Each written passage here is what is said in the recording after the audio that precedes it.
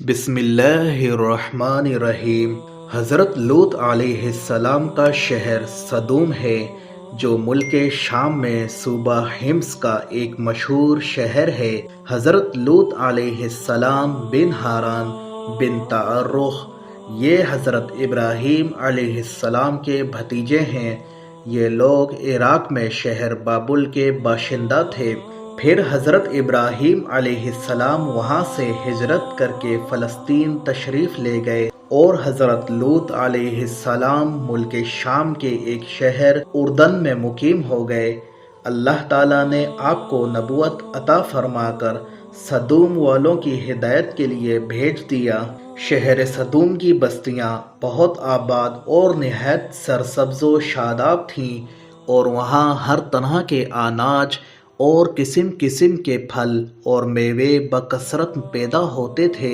شہر کی خوشحالی کی وجہ سے اکثر جا بجا کے لوگ مہمان بن کر ان کی آبادیوں میں آیا کرتے تھے اور شہر کے لوگوں کو ان مہمانوں کی مہمان نوازی کا بار اٹھانا پڑتا تھا۔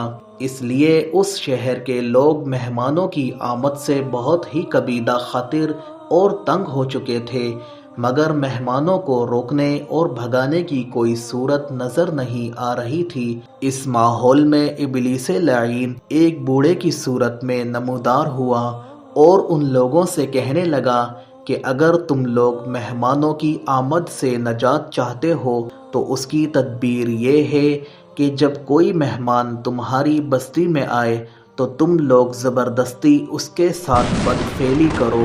چنانچہ سب سے پہلے خود ابلیس ایک خوبصورت لڑکے کی شکل میں مہمان بن کر اس بستی میں داخل ہوا اور لوگوں سے خوب بدفعلی کرائی۔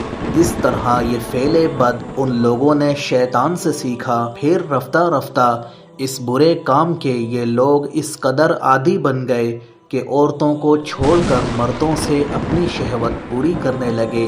چنانچہ حضرت لوط علیہ السلام نے ان لوگوں کو اس فعل بد سے منع کرتے ہوئے ارشاد فرمایا، جس کو قرآن پاک نے اس طرح بیان فرمایا ہے۔ اپنی قوم سے کہا، کیا وہ بے حیائی کرتے ہو جو تم سے پہلے جہاں میں کسی نے نہ کی؟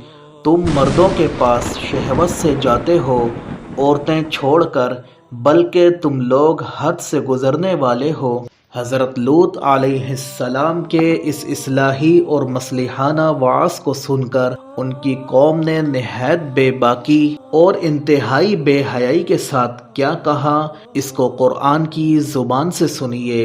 اور اس کی قوم کا کچھ جواب نہ تھا مگر یہی کہنا کہ ان کو اپنی بستی سے نکال دو، یہ لوگ تو پاکیزگی چاہتے ہیں۔ جب قوم لوط کی سرکشی اور بد فعلی قابل ہدایت نہ رہی تو اللہ تعالیٰ کا عذاب آ گیا۔ چنانچہ حضرت جبرائیل علیہ السلام چند فرشتوں کو ہمراہ لے کر آسمان سے اتر پڑے۔ پھر یہ فرشتے مہمان بن کر حضرت لوط علیہ السلام کے پاس پہنچے اور یہ سب فرشتے بہت ہی حسین اور خوبصورت لڑکوں کی شکل میں تھے۔ ان مہمانوں کے حسن و جمال کو دیکھ کر اور قوم کے بدکاروں کا خیال کر کے حضرت لوط علیہ السلام بہت فکر مند ہوئے۔ تھوڑی دیر بعد قوم کے بدفعلوں نے حضرت لوط علیہ السلام کے گھر کا محاصرہ کر لیا اور ان مہمانوں کے ساتھ بدفعلی کے ارادے سے دیوار پر چڑھنے لگے۔ حضرت لوط علیہ السلام نے نہایت دل سوزی کے ساتھ ان لوگوں کو سمجھانا اور اس برے کام سے منع کرنا شروع کر دیا، مگر یہ بدفعل اور سرکش قوم اپنے بیہودہ جواب اور برے اقدام سے باز نہ آئی تو آپ نے اپنی تنہائی اور مہمانوں کے سامنے رسوائی سے تنگ دل ہو کر غمگین و رنجیدہ خاطر ہوئے۔ یہ منظر دیکھ کر حضرت جبرائیل علیہ السلام نے فرمایا کہ اے اللہ کے نبی، آپ بالکل کوئی فکر نہ کریں، ہم لوگ اللہ کے بھیجے ہوئے فرشتے ہیں جو ان بدکاروں پر عذاب لے کر اترے ہیں، لہٰذا آپ مومنین اور اپنے اہل و عیال کو ساتھ لے کر صبح ہونے سے قبل ہی اس بستی سے دور نکل جائیں اور خبردار کوئی شخص پیچھے مڑ کر اس بستی کی طرف نہ دیکھے ورنہ وہ بھی عذاب میں گرفتار ہو جائے گا۔ چنانچہ حضرت لوط علیہ السلام اپنے گھر والوں اور مومنین کو ہمراہ لے کر بستی سے باہر نکل گئے۔ پھر حضرت جبرائیل علیہ السلام اس شہر کی 5 بستیوں کو اپنے پروں پر اٹھا کر آسمان کی طرف بلند ہوئے اور کچھ اوپر جا کر ان بستیوں کو الٹ دیا اور یہ آبادیاں زمین پر گر کر چکنا چور ہو کر زمین پر بکھر گئیں۔ پھر کنکر کے پتھروں کی بارش برسی اور اس زور سے سنگباری ہوئی کہ قوم لوط کے تمام لوگ مر گئے اور ان کی لاشیں بھی ٹکڑے ٹکڑے ہو کر بکھر گئیں۔ عین اس وقت جب کہ یہ شہر الٹ پلٹ ہو رہا تھا، حضرت لوط علیہ السلام کی ایک بیوی جس کا نام وائلہ تھا، جو در حقیقت منافقہ تھی اور قوم کے بدکاروں سے محبت رکھتی تھی، اس نے پیچھے مڑ کر دیکھ لیا اور کہا، ہائے میری قوم، یہ کہہ کر کھڑی ہو گئی۔